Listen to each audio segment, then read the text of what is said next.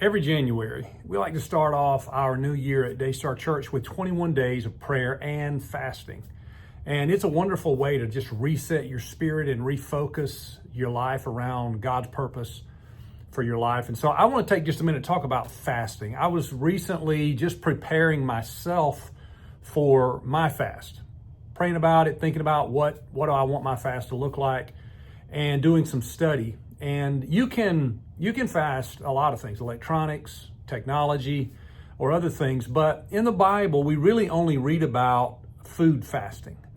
So there's the total fast, which is no food at all, just water to drink. There's a liquid fast you can do. That obviously is just liquid. You can do a Daniel fast, or there's something called a Jewish fast. And honestly, I think God honors all of this. More than anything, fasting is about taking control of your flesh. Jesus said in Matthew 6:16, when you fast, don't make it obvious as the hypocrites do. For they try to look miserable and disheveled so people will admire them for their fasting. And I tell you the truth, that's the only reward they will ever get. Now that's the scary thought. When you're fasting, you don't want people to know it. You don't want to be telling people, I'm starving, I'm hungry, or I'm not doing social media and just keep on talking about it. Because what you're trying to do is control your flesh. And actually by getting glory or compliments for fasting, what you're doing is you're feeding your flesh. And Jesus said, that's the only reward you get. So whatever reward you thought you were going to get, you traded it for the pride of letting people know how tough it is, your fast. Now, I'm not saying you need to get legalistic about that, and that if somebody knows you're obviously we're doing it as a whole church. A lot of people are fasting. It's a part of our nomenclature. We're talking about it. But don't do it for the fame of it. Don't do it for the popularity of it. He says, when you fast, verse 17, comb your hair, wash your face, then no one will notice that you're fasting except your Father, who knows what you do in private. And the Father, who sees everything, will reward you. I was reading in a book called The Cost of Discipleship by Dietrich Bonhoeffer. And in chapter 16, he addresses fasting. He said, quote, Jesus takes it for granted that disciples will fast. Strict exercise of self-control is an essential feature in the Christian life. What he's saying is you can't really live by the Spirit if you can't control the flesh. They're constantly at war with each other, and that is why we want to fast. He goes on and says, fasting helps to discipline the self-indulgent and slothful, that's an old word meaning lazy, will. Self-indulgent will. We all have a self-indulgent will. Our will wants to do what we want to do that makes us feel happy, like a cheeseburger, like a milkshake, So it says our will is so reluctant to serve the Lord. And fasting helps to humiliate and chasten the flesh. You ever feel like your flesh is just lazy? I want to exercise, but I'll do it later. I want to eat right, and I'm going to start later. I want to remodel the bathroom. I want to write that book. I want to go on that mission trip. I want to get my finances under order. I want to do so many things. Maybe I'll start tomorrow. And the truth is that's lazy flesh. And fasting helps you to control the flesh so that you can live by the Spirit. Bonhoeffer continues, he says, if we give free rein to the desires of our flesh, we'll find it hard to train our flesh for service to God. Flesh and spirit are always at odds. In fact, Jesus in Matthew 26:14 said, watch and pray so that you do not fall into temptation. The spirit is willing, but the flesh is weak. We're going to always have this back and forth. And Jesus was talking about all of us.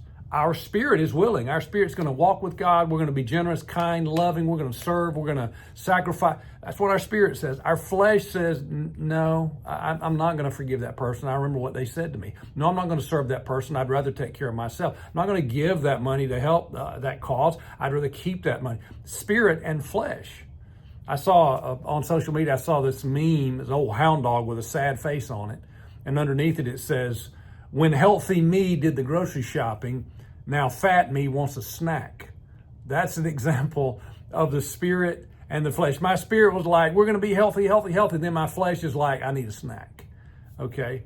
So fasting is about learning to overcome the flesh so we can walk in the spirit. Why am I going to fast? Why am I going to be hungry? Why am I going to starve? Because I'm training myself to overcome the flesh so that I can walk in the spirit. So before you decide what your fast will be this year, ask yourself this question: in what ways do I want to conquer my flesh this year? Maybe you overeat and you fail to take care of your body physically. The Bible says your body is a temple of the Holy Spirit. You should honor and glorify God with your body. Maybe you smoke. Maybe you drink too much. Maybe you view pornography, which is always wrong, or you have some other addiction in your life. Maybe you find it hard to forgive people, even though Jesus teaches that forgiveness is a basic Christian principle. Maybe you battle with jealousy or bitterness or anger. These are all fleshly sins, and fasting is about learning to overcome the flesh. It's practicing to overcome the flesh. Bonhoeffer says it's humiliating the flesh. Now, battling your flesh will be a 15-round boxing match, and no one records a first-round knockout. In fact, you can get knocked down a lot. The Apostle Paul said that about his own flesh. He seemed to indicate that every day his flesh knocked him down, he had to get back up. And you may find yourself struggling with your fast, even failing. Here's my encouragement to you: don't give up. Keep trying. Don't fall to the temptation of, well, I just didn't make it, I'm going to quit now. Or don't allow yourself to feel condemned because you weren't perfect. You're not going to be perfect. Funny story about my first fast ever. I was a young man, just started preaching. I was in college. My buddy, Kip Potter, I think he was dating. Yeah, he was dating my sister at the time. I was dating Leslie at the time. We all went to this little church in Eufaula, and Kip and I were going to start preaching every Wednesday night. We were young preachers. And so we decided we'd do a 3-day total fast, nothing but water for 3 days after Sunday. So Monday, Tuesday, Wednesday, we'd go to church. We're rotating preaching. I was going to preach the first Wednesday, Kip the next, and so on and so forth. And so after that Wednesday night, we're going to go out and eat, break our fast. Also, at the same time, my girlfriend, Leslie, was heading up kids' church as a volunteer, and she was selling boxes of M&Ms for raising money for the kids' ministry. And she asked me to take them back to college with me. I was home for the weekend, take them back to college, sell them, come back Wednesday night for church. And so I'm selling M&Ms and starving. And man, I was starving. It was the last day. I'm carrying that little box around with the little, boxes of M&Ms like this. And I'd sold all of them except one box. It's Wednesday after school lets out. My last class is over. I'm driving back in the afternoon, going back. I'm going to preach that night. And right there on the seat beside me is one box of M&Ms, and I am starving.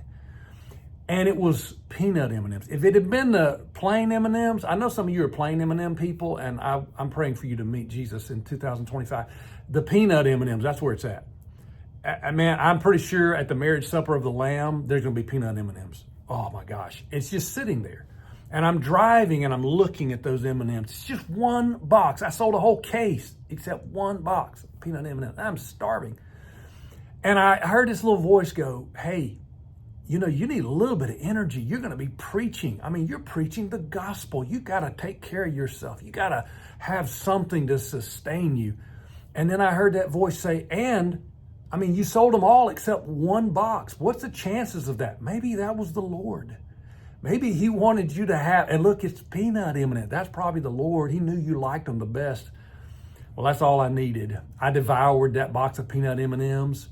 And I got home, I didn't tell anybody, and I preached feeling so condemned. I felt so bad about it. I finally told Kip, and he was like, bro, don't worry about it. About that same time, I had a snack too. So I felt a little better. Hey, the truth is, if I'd known Christ better and I'd walked with him more, I was more mature in my faith, I would have known how proud God was for me that I made that effort and then I went 2.5 days, 2 3/4 of a day on a liquid fast. And more I've come to love the words of the prophet Zechariah when he said in Zechariah 4:10, "Do not despise these small beginnings, for the Lord rejoices to see the work begin." This January, I want God to begin something new in your life. So go to battle with your flesh so that you can partner with God. Let your spirit guide you. You see, when you attempt a fast, when you do some fasting, you become more aware of how powerful your flesh is, and you're going to be able to battle it better. Then after the fast is over, you're going to be more equipped to control the fleshly desires on a regular basis. 21 days of fasting and fighting your flesh is going to inform and empower you to control your flesh for the rest of the year. So how do you want to be different this next year than this past year? Do you want to be less negative, more positive, more faith-filled, faith-motivated? Do you want to have more prayer, more Bible reading time, less screen time? Do you want to leave an addiction behind that you've struggled with?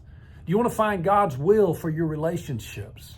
Do you want to hear his voice? Do you want to have the courage to take steps of faith in relates to your future?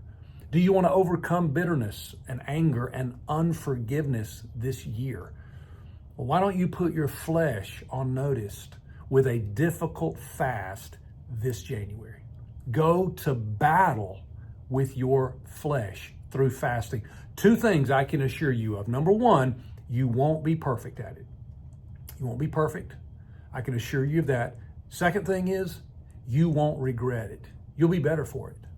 And if you try your best, I promise you, you will come out of this 21-day period closer to God. Your flesh will have less control over you, and your spirit, man, will be stronger. God bless you. I'm behind you in this. I'm fasting with you in this. I'm praying for you, and I believe in you. At Daystar this year, it starts on January the 5th. I hope you'll be a part of 21 days of prayer and fasting together. God bless.